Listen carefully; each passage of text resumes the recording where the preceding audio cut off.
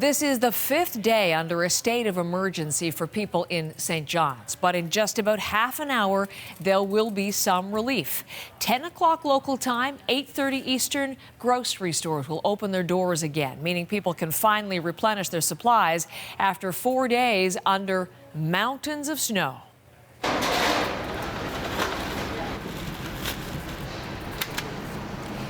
New video into us this morning from our Kayla Hounsell showing one grocery store preparing for what is expected to be a very busy day. We know that people have already made the trek to line up outside stores in case they have to close again, depending on what happens with the weather. But let's go back into that store with Kayla Hounsell, our lead reporter on the story for us today. I guess, let me see, 28 minutes and counting, Kayla, until the doors open. Yes, Heather, and as you say, it's already a very busy scene here. The parking lot has been pretty much full for quite some time now, and then we started to see that a couple of people started to get out of their cars and actually line up by the door, and then other people, I think, started to get worried and followed suit. It's pretty cold outside in St. John's today, but I think this is an indication of really just how desperate things have become here. This has been days and days now with no ability to buy food. People are running out of everything, and I popped out a little while ago to speak to some of those people who were sitting out in their cars at that time, and I think some of them are feeling a little anxious about how this might unfold. Here's what they had to say. I'm just hoping that everybody is going to remember that we're all in need and not try to trample anybody going in. I'm hoping for some, everybody to keep a level head and stuff, not really go kind of full Black Friday. So everybody hoping that this does unfold in a relatively normal fashion. We've been speaking with some of the staff here in the store. We've seen them restocking the shelves. They tell us they did get a food delivery truck today, and so the shelves are looking pretty good, at least here at this grocery store. They tell us that they are in good shape.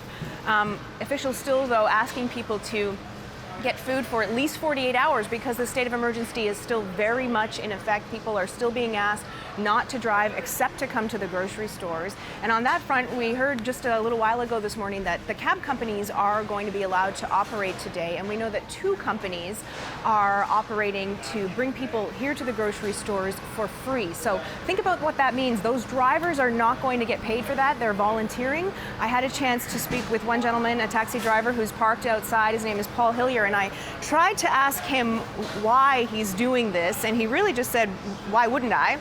And I pressed him a little bit more, explaining that, not everybody would do that, and here's what he had to say. Why wouldn't I? That's it. Why wouldn't I? Would you do it? We're Newfoundlanders. How's that? That's all I can say. Newfoundlanders. Here to help. That's it. That's all you can do. So yet another example of the spirit of Newfoundlanders, I think, that we're seeing here in the past couple of days as people try to dig out under what are really still very difficult circumstances, Heather. Well, let's turn to that next, although, we're Newfoundlanders. That just sums it all up.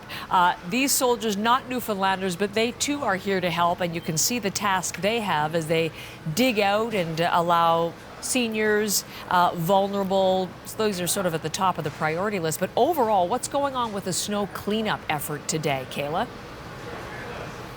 It's all hands on deck, Heather. In addition to the Army being here, we know that there are 450 troops expected to be in the province today doing some of those things you were just mentioning, helping dig out. We've seen them out there with shovels and snow blowers, helping the most vulnerable populations, really. But in addition to that, I have seen lineups of dump trucks waiting to receive their loads of snow, which they're then going to dump in the harbor.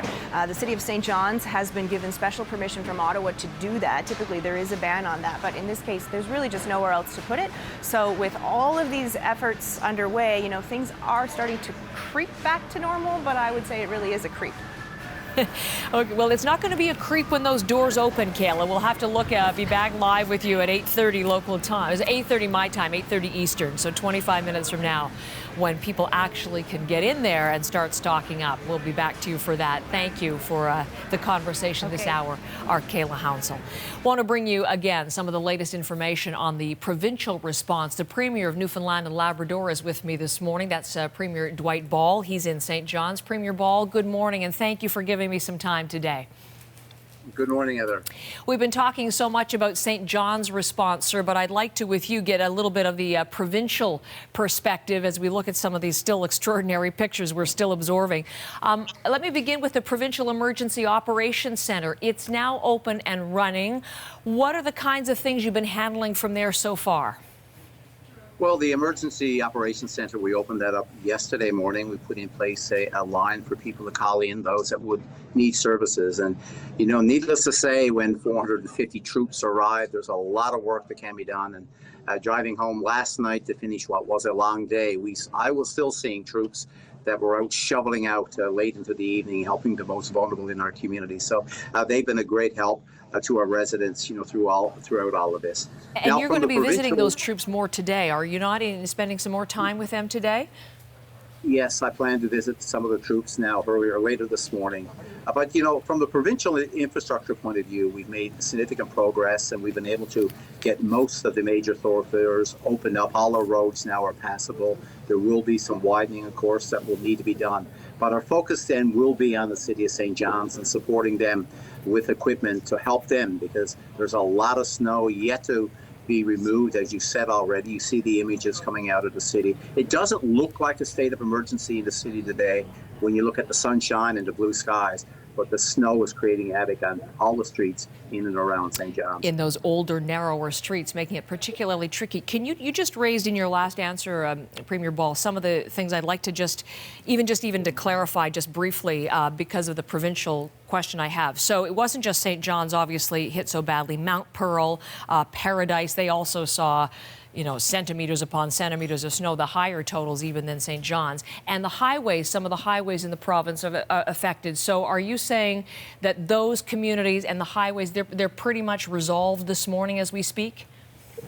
They are. We've been able to move traffic around, and all the major routes are opened up.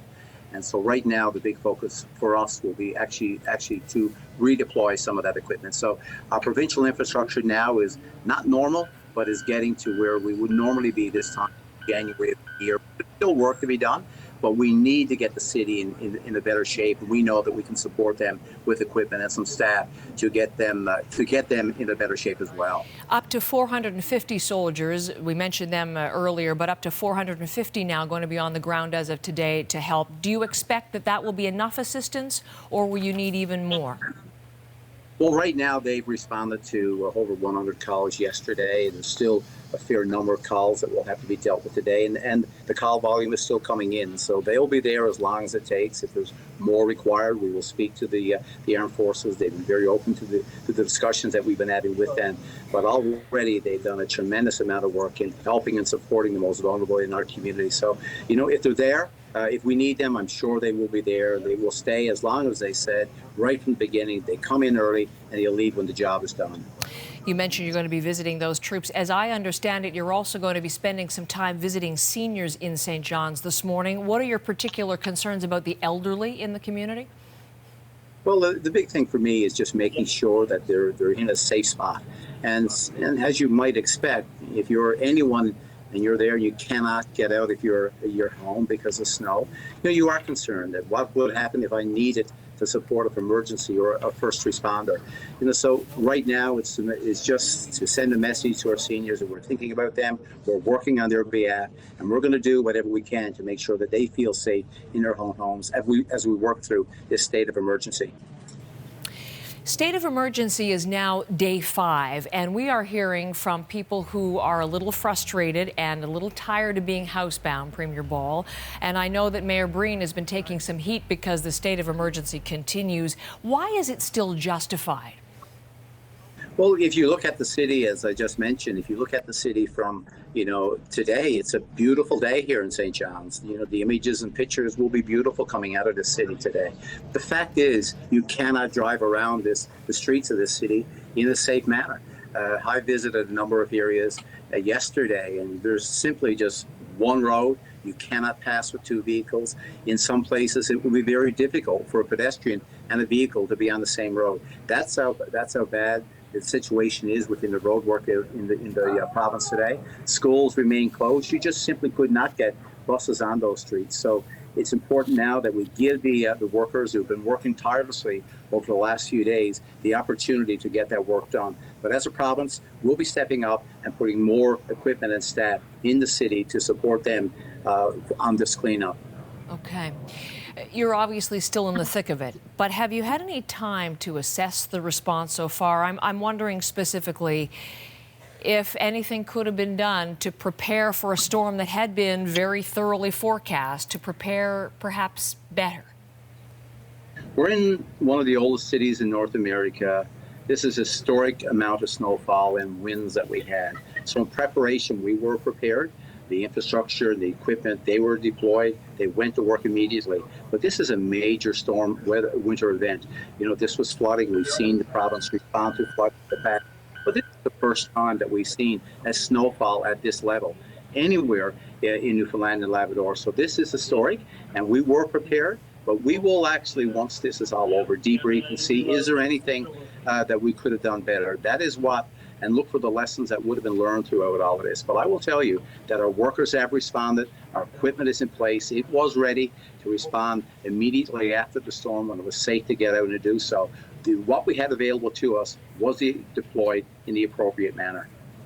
And we're certainly hearing about lots of people working hard and coming together and helping each other in this time. I know you're impressed, as everyone is, by the stories. We're Newfoundlanders is what one taxi driver just told us as he drives people to the grocery store for free today. So that kind of sums things up for me and perhaps for you as well and all of that. Premier Ball, thanks a lot. Thank you very much. Really appreciate it. We are a resilient province. Thank you. Premier Dwight Ball, as we join him there in St. John's. And if you want to follow along with us, we're tracking garbage collection, schools, the airport, all of the information on what's open and closed and what's operating. It's up on the CBC News Storm Center at CBCNews.ca.